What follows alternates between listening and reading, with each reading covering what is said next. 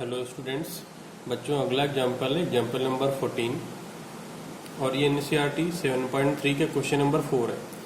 आप एक बार क्वेश्चन पढ़ लो। यहाँ पे गिवन है बेटा कि ट्रायंगल ABC में दो ऑल्टीट्यूड हैं, इक्वल हैं, BE और CF। तो हमने एक ट्रायंगल ABC ड्रॉ कर दिया है। इसके दो ऑल्टीट्यूड हमको ड्रॉ करने हैं। एक तो ड्रॉ करना है B से AC पर, दूसरा ड्रॉ करना है C पॉइंट से AB पर, CF यहाँ से BE। तो आप एक बार ऑल्टीट्यूड ड्रॉ कर लो, तब आगे बढ़ते हैं हम। तो BE और CF ऑल्टीट्यूड हमें ड्रॉ करना है, तो ऑल्टीट्यूड एक बार हम ड्रॉ कर लेते हैं बच्चों। तो ये BE ऑल्टीट्यूड हम ड्रॉ कर दिया है और इस तरफ से ये हम CF ऑल्टीट्यूड ड्रॉ कर लेते हैं। अब ऑल्टीट्यूड मतलब क्या हुआ? परपेंडिकुलर। ये 90 है, ये 90 है, ये पॉइंट E और इस तरफ F। एक बात बेटा आप लोग ध्यान रखिएगा ज्योमेट्री में, एक मेरी बात कि ज्योमेट्री में perpendicular, height, altitude, shortest distance और ये डिस्टेंस, ये जो वर्ड होते हैं ये सिनोनिम ही है एक तरीके से, ठीक है। डिस्टेंस मतलब ही होती है कि शॉर्टेस्ट वाले जो डिस्टेंस है वो आप बाय डिफ़ॉल्ट ली जा रही है, जब तक कि बोला ना जाए कि हाँ कोई स्पेशल अलग पाथ है। अदरवाइज केवल डिस्टेंस मतलब शॉर्टेस्ट वाला ही पाथ ही डिस्टेंस माना जाता है। ये सारे क्या है? सिनोनिम होते हैं ज्योमेट्री में, ध्यान रखिएगा। अच्छा, अब यहाँ पे जरा मार्किंग कर ली जाए और गिवन लिख लिया जाए जो जो गिवन है। तो गिवन है ट्रायंगल ABC, ऑल्टीट्यूड है BE और CF। तो BE perpendicular AC and CF perpendicular AB। Third point, altitude equal given है, that means BE equal CF है।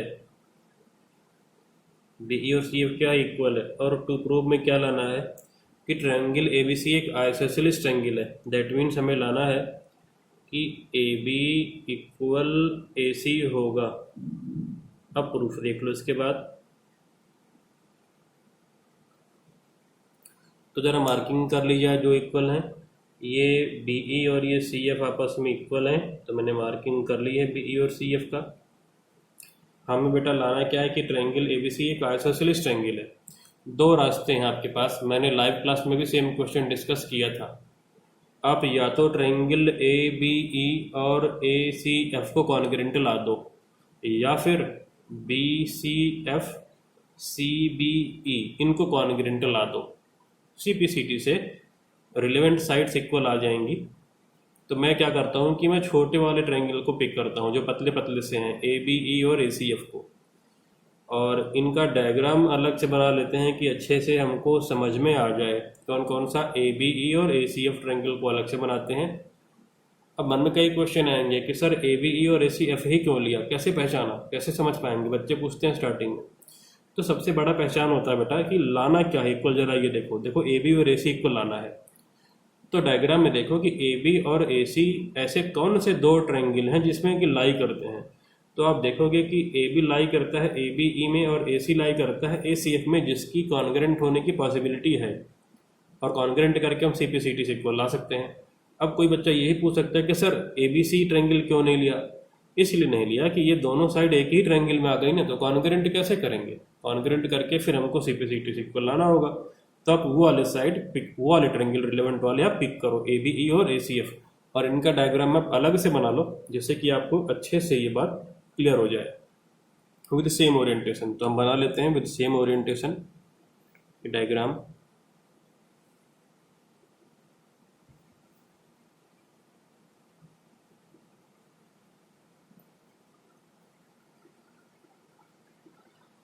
तो बच्चों यहाँ पे हमने डायग्राम ड्रॉ कर दिया है। ABE triangle with same orientation इधर, ACF विद सेम ओरिएंटेशन इधर ड्रॉ कर दिया है। मार्किंग कर लो जरा। ऑल्टीट्यूड इक्वल है तो जरा ऑल्टीट्यूड पे इक्वल की मार्किंग कर लेते हैं। दोनों एंगल 90-90 से, तो 90-90 की मार्किंग। और जरा देखो बेटा, दोनों ही ट्रायंगल में ये एंगल एक कॉमन दिख रहा होगा आपको, देखो ये वाला एंगल। आप चाहे तो ए बी ई ट्रायंगल लो, फिर भी एंगल ए वही होगा, और ए सी एफ लोगे फिर भी एंगल ए वही का वही एंगल ए है दोनों में। तो इस बात को भी हमने यहाँ पे मेंशन कर दिया है। क्या ये दोनों ट्रायंगल आपको कॉन्ग्रेंट नज़र आ रहे हैं? बिल्कुल आपको दिख रहा होगा कॉन्ग्रेंट। कौन सा क्राइटेरिया से? Angle angle side, angle angle side से कॉन्ग्रेंट, एंगल एंगल साइड से कॉन्ग्रेंट, सीपी से A B A C equal आ जाएगा और ट्रायंगल आइसोसेलेस प्रूफ हो जाएगा, जो कि हमको लाना था। तो स्टार्ट करते हैं। In triangle A B E and triangle A C F, angle E equal angle F each 90, दोनों 90 डिग्री गिवन है हमारे पास। Angle A equal angle A common, दोनों ही ट्रायंगल में ये एंगल कॉमन थे। BE equal to C F ये गिवन था, ये गिवन है। Implies that triangle A B E और A C F congruent, A B E congruent triangle A C F. Criteria A S implies that A B equal to A C हो जाएगा, C P C T, hence proved. यही हमको लाना था, ये proof हो गया, हैंस प्रूव्ड। तो इस तरीके से बच्चों ये एनसीईआरटी वाली कहानी खत्म है।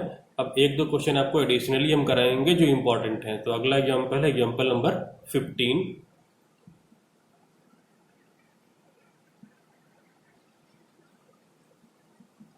एग्जाम्पल नंबर 15 बच्चों मैंने डायग्राम ड्रॉ कर दिया है। देखिए इसमें क्या क्या गिवन है। ये डायग्राम गिवन है बच्चों, यहाँ पे ये क्यू आर और पी क्यू इक्वल है, एंगल 1 एंगल 2 इक्वल है, तो मैंने डबल से मार्किंग कर दी है। 3 और 4 इक्वल है, मैंने सिंगल से देखो मार्किंग शो की है, और ये दोनों पे मैंने इक्वल की मार्किंग लगा दी है। तो लिख लेते हैं पहले गिवन क्या है बेटा इसमें। Given P Q equal to Q R, angle 1 equal angle 2, angle 3 equal to angle 4, और टू प्रूफ में लाना है Q T equal to Q U, ये दोनों इक्वल लाने हैं। अब देखिए बेटा स्टार्ट कैसे करेंगे, जरा समझो इसे। देखो बेटा Q T equal to Q U तब आ सकता है जब या तो आप ये दोनों ट्रायंगल कॉन्ग्रेंट ला दो। कौन सा? Q T S Q U S. सोचा कैसे? जैसा कि मैंने आपको कई बार बताया, जिन भी साइड को इक्वल लाना है वो किस ट्रायंगल के अंदर लाई करते हैं, उस ट्रायंगल को आप कॉन्ग्रेंट करोगे। तो या तो आप ये दोनों पतले पतले वाले ट्रायंगल मतलब क्यू टी पी और क्यू यू आर को कॉन्ग्रेंट कर दो, या तो आप इन दोनों को कॉन्ग्रेंट करो जिससे कि सी पी सी टी से ये साइड्स इक्वल आ जाएं।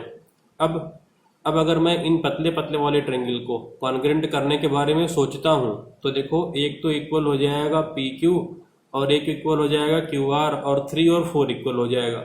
इसके अलावा मेरे पास कुछ भी नहीं है कि मैं इन दोनों को कॉन्ग्रेंट कर पाऊँ। अगर मैं इन दोनों ट्रायंगल के बारे में सोचूं Q T S Q U S के बारे में, तो 1 और 2 इक्वल है और ये क्यू एस कॉमन है। इसके अलावा मेरे पास कुछ भी नहीं है कि मैं इनको कॉन्ग्रेंट कर पाऊँ। तो ऐसे केस में क्या करेंगे बेटा? ऐसे केस में आप क्या करो, पहले triangle Q P S Q R S इन दोनों को कॉन्ग्रेंट कर दो। कॉन्ग्रेंट कैसे होगा? ये क्यू एस कॉमन है, P Q Q R equal है, और 1 और 2 इक्वल है, 3 और 4 इक्वल है, तो इनका सम भी इक्वल होगा। मतलब ये पूरा एंगल और ये पूरा एंगल दोनों इक्वल होगा। इसको इस तरीके से समझा जा सकता है, अगर मैं ये 1 और 2 इक्वल है दोनों को, अगर मैं एक्स एक्स ले लूँ, 3 4 इक्वल है, इन दोनों को मैं कितना कितना ले लूँ, वाई वाई अगर लिख दूँ, तो देखो ये एंगल यहाँ से यहाँ तक x प्लस वाई, ये भी x प्लस वाई, तो दोनों एंगल तो इक्वल हो जाएंगे। तो ये triangle P Q S R Q S S A S criteria से कॉन्ग्रेंट आ जाएगा और CPCT से एंगल 5 6 इक्वल आ जाएगा। और जैसे ही 5 और 6 इक्वल आएगा आप इन छोटे वाले को कॉन्ग्रेंट कर देना, क्योंकि 5 6 इक्वल है, 1 2 इक्वल है, QS कॉमन है, ASA से कॉन्ग्रेंट और CPCT से QT और QU इक्वल। ये तो हो गया एक रास्ता। दूसरा रास्ता ये था कि आप इस एंगल P और एंगल R को CPCT से इक्वल बोलो। जब ट्रायंगल PQS और RQS कॉन्ग्रेंट आए तो आप CPCT से R और P को इक्वल बोल दो। अब ये पतले वाले ट्रायंगल भी कॉन्ग्रेंट हो जाएंगे। कैसे देखिए, 3 4 इक्वल, PR इक्वल, बीच का साइड PQ और QR इक्वल है, ASA से ट्रायंगल कॉन्ग्रेंट, CPCT से QT और QU इक्वल। तो रास्ते दो हैं आपके पास, मर्जी है आपकी कि आप क्या चूज करते हो उसमें से। तो हमने बेटा पहले स्टेप को प्रूफ करने के लिए, ये क्वेश्चन क्योंकि दो पार्ट में होगा, एक तरीके से इसमें दो स्टेप्स हैं, तो पहले तो आप PQS और RQS को कॉन्ग्रेंट करोगे। तो इसका डायग्राम मैंने सेपरेटली आगे वाले पेज पे बनाया हुआ है, आपको अच्छे से समझ में आए इसलिए। और फिर मैंने इन छोटे वाले ट्रायंगल को कॉन्ग्रेंट किया है और इनका भी डायग्राम मैंने अलग से बनाया हुआ है। तो देखिए अगले पेज पे, ये देखिए डायग्राम आपको दिख रहा है। ये वाला एंगल कितना हो गया था, पिछले पेज पे मैंने भी समझाया था। ये एंगल 1 प्लस एंगल 3 मिला के इस तरफ हो गया था ना, x प्लस वाई। और ये वाला भी कितना हो गया था इस तरफ, दोनों एंगल ऐड करके x प्लस वाई। दोनों ट्रायंगल कॉन्ग्रेंट दिख ही रहे हैं। और ये था एंगल 5, ये था एंगल 6। यहाँ पे अब उन छोटे वाले का डायग्राम बनाया है। कौन से छोटे वाले, QTS QUS, इनका डायग्राम ये बना लिया है with same orientation and same colour, जैसे कि समझ में आए। ये था एंगल 1, ये था एंगल 2, दोनों को हमने x से डिनोट किया था। और ये है 5 एंगल और ये है एंगल 6, दोनों को कॉन्ग्रेंट कर देंगे। दूसरा रास्ता हमने नहीं लिया, हमने एक तरीके से आपको बता दिया यहाँ पे। तो पहले पे इन दोनों को कॉन्ग्रेंट कर दो CPCT से 5 6 इक्वल, और जब 5 6 इक्वल तो ये दोनों ASA से कॉन्ग्रेंट है, तो QT और QU इक्वल आ जाएंगे। तो स्टार्ट करते हैं बच्चों, अब हम प्रूफ करना है इसी क्वेश्चन को।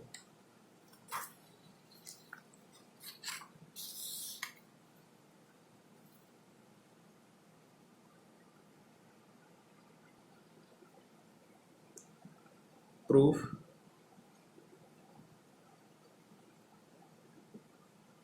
in triangle PQS and triangle RQS, PQ equal QR given angle PQS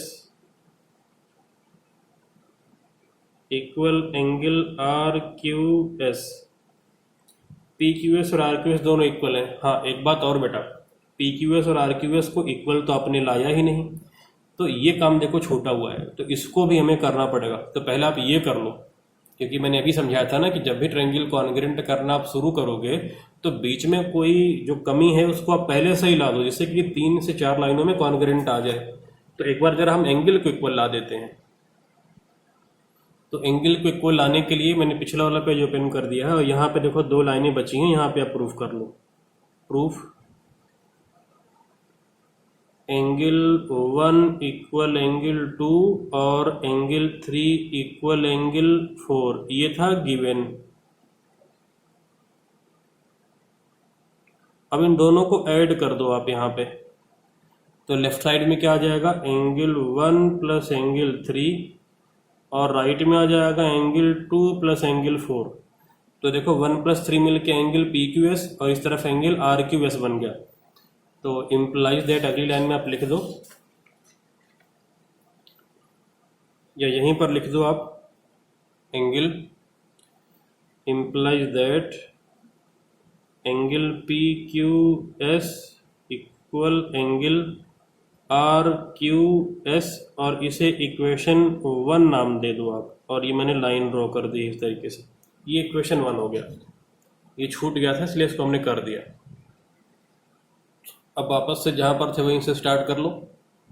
angle PQS equal angle RQS from equation 1। अच्छा, इसके अलावा Q S equal to Q S common है, common implies that triangle PQS congruent triangle RQS criteria SAS implies that angle 5 equal to angle 6 CPCT। अब 5 और 6 equal आ गया, तो अब इन छोटे वाले को कॉन्ग्रेंट कर दो। अब अगले स्टेप में 2 स्टेप का क्वेश्चन था ये। तो अब in triangle TQS and triangle UQS angle 1 equal angle 2 given, और इसे इक्वेशन 2 नाम दे दो यहाँ पे आप। QS equal to QS common,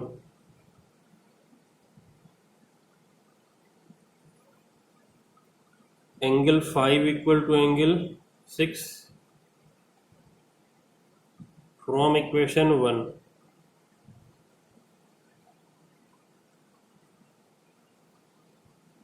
implies that triangle TQS congruent triangle UQS criteria क्या हो जाएगा, angle side angle implies that QT equal to QU CPCT, और यही हमको लाना था, hence proved।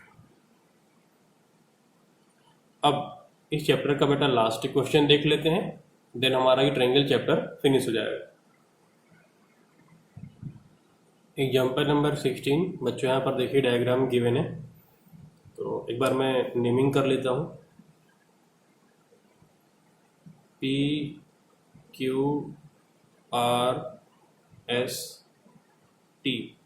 ये PQRS बेटा स्क्वायर है, और TSR एक इक्विलेटरल ट्रायंगल है। इसका मतलब ये हुआ कि ये PQ, ये सारी साइड्स जो हैं और ये भी सारी आपस में इक्वल है। तो गिवन जरा लिख लो एक बार, गिवन स्क्वायर PQRS गिवन है। Second point, equilateral triangle TRS given है। ये ट्रायंगल गिवन है इक्विलेटरल, और टू प्रूव में लाना है PT equal QT। Second point, triangle TQR लाना है 15 डिग्री, एंगल TQR लाना है 15 डिग्री, ये TQR एंगल। अब आगे बढ़ने से पहले जरा यहाँ पर कुछ डिस्कस कर लेते हैं। हमें बेटा लाना है PT equal QT, PT QT equal लाना है। खुद से सोचो कि इन ट्रायंगल को कॉन्ग्रेंट लाना होगा, अपने आप आंसर मिलेगा। जवाब होगा वो ट्रायंगल को कॉन्ग्रेंट करो जिनमें कि PT और QT लाई करती हैं। तो वो ट्रायंगल मात्र एक ही ट्रायंगल है। कौन सा है? एक है PST, दूसरा है QRT। इन दोनों को कॉन्ग्रेंट करने पर CPCT से ये रेड वाली लाइन PT QT इक्वल आ जाएंगी। अच्छा, ये दोनों ट्रायंगल कॉन्ग्रेंट करने के लिए मैं इनका अलग से डायग्राम बनाऊंगा अगले पेज पर। और जब आप कॉन्ग्रेंट करने जाओगे तो जरा एक बात देखो बेटा कि ये 1 2 3 4, ये 4 की 4 साइड तो इक्वल है, ये बीच का एंगल भी इक्वल हो जाएगा। सोचो कैसे?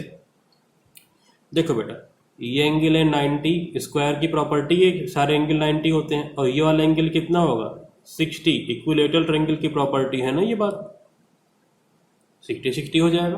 पूरा एंगल 150, तो एंगल तो इक्वल आ जाएंगे। दोनों ट्रायंगल SAS से क्या आ जाएगा? कॉन्ग्रेंट। CPCT से साइड्स इक्वल हो जाएंगे। अब बात बचती है TQR एंगल कैसे निकालेंगे हम। तो देखो TQR, ये साइड्स इक्वल हैं तो अपोजिट एंगल इक्वल हो जाएंगे। तो कितना हो जाएगा? ये 150 है, बचा 30, तो आधा हो जाएगा 15। ठीक है, आगे हम इसको प्रॉपर सॉल्व कर लेंगे। तो अगले पेज पर आते हैं। यहाँ पर देखिए बेटा, मैंने इसका ऑलरेडी डायग्राम ड्रॉ किया हुआ है, जरा मार्किंग कर लेते हैं। तो ये 1 2 और ये 3 4, ये सारी साइड्स इक्वल हैं। और ये एंगल कितना आएगा, 150 आएगा। मैंने पीछे आपको समझाया था, ये एंगल 150 आएगा और ये एंगल कितना आएगा, ये भी 150 आ जाएगा। तो जरा स्टार्ट करते हैं लिखना 1 बाय 1 करके इसको हम प्रूफ। तो हमने एक बात समझाया था बेटा, जब भी ट्रायंगल को आप कॉन्ग्रेंट करने जाओ तो जिनकी कमी है पहले उनको इक्वल ला दो ऑलरेडी आप। तो देखिए हम इस यहाँ पर लाना शुरू करते हैं। In square P Q R S सारी साइड्स इक्वल है।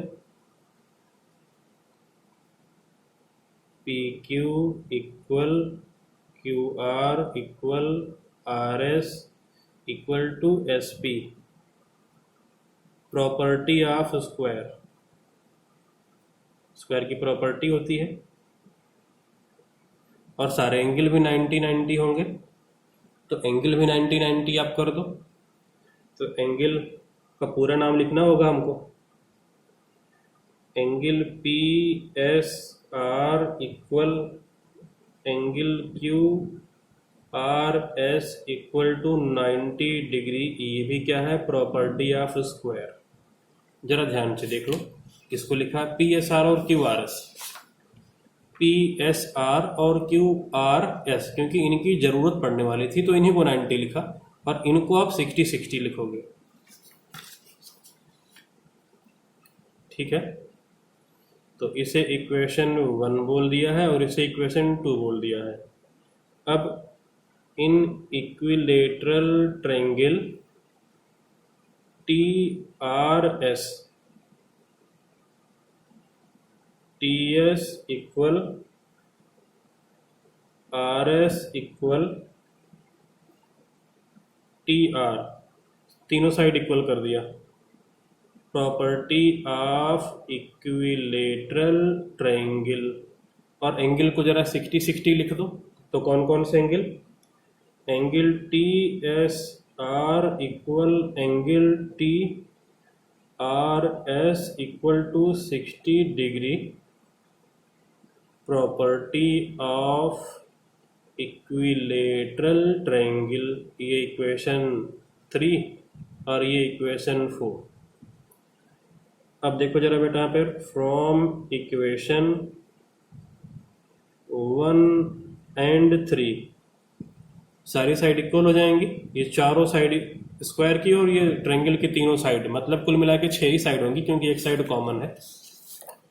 स्क्वायर के चारों साइड इक्वल करा था हमने इक्वेशन नंबर 1 से, और इक्वेशन 3 से इन तीनों को इक्वल करा था। तो एस आर इन तीनों के इक्वल है और एस आर इन दोनों के भी इक्वल है, तो सारी साइड इक्वल हो जाएंगी।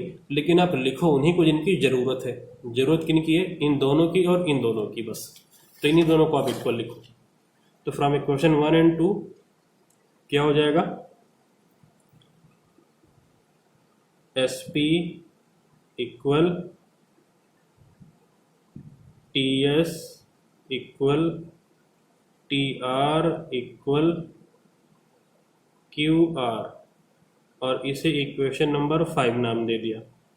और angle T S P from equation कौन कौन सा हो जाएगा, from equation 2 and 4, from equation 2 and 4 in angle को आप 150 भी ला दो।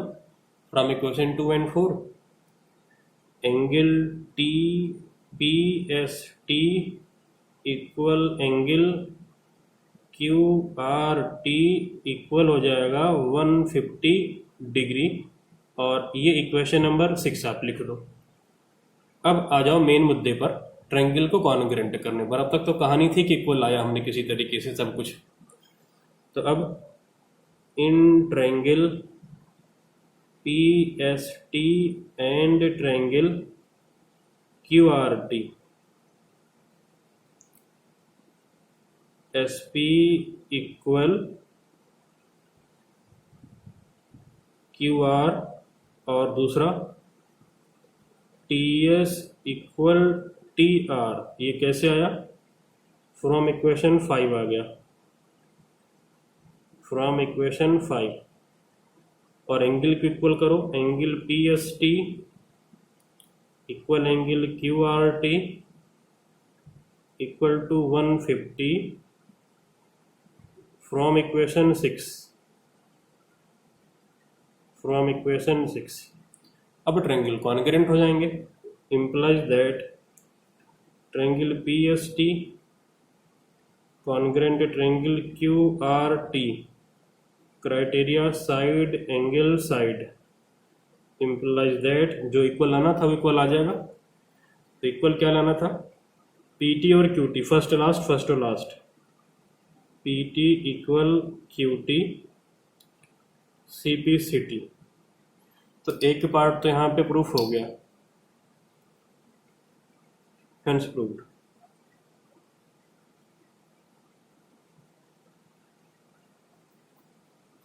और दूसरे पार्ट के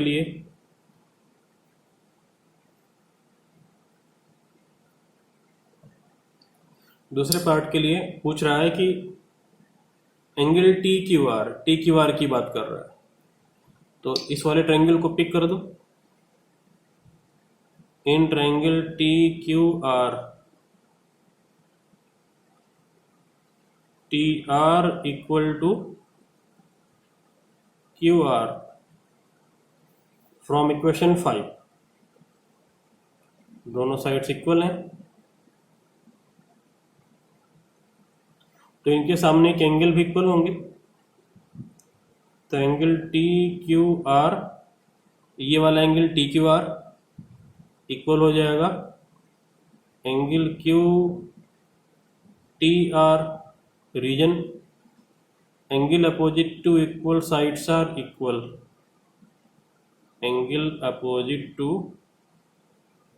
इक्वल साइड्स आर इक्वल। और इन दोनों को आप कितने अज्यूम कर लो, x से। तो अब एंगल सम प्रॉपर्टी यूज कर दो ट्रायंगल में। तो angle TQR plus angle QTR plus angle QRT equal 180, angle sum property of triangle. अब TQR और QTR इन सब की वैल्यू पुट करो, तो x plus 150 equal 180, 2x equal to 30, तो x आ जाएगा 15, implies that angle TQR equal to 15 degree, और यही हमको लाना था, 15 डिग्री ही लाना था, hence proved। तो इस तरीके से बच्चों हमने इस क्वेश्चन को भी कर लिया है, और ट्रायंगल चैप्टर यहाँ पे अब हमारा खत्म हो गया है। अब इसके बाद अगला चैप्टर स्टार्ट करेंगे, हीरोन्स फार्मूला।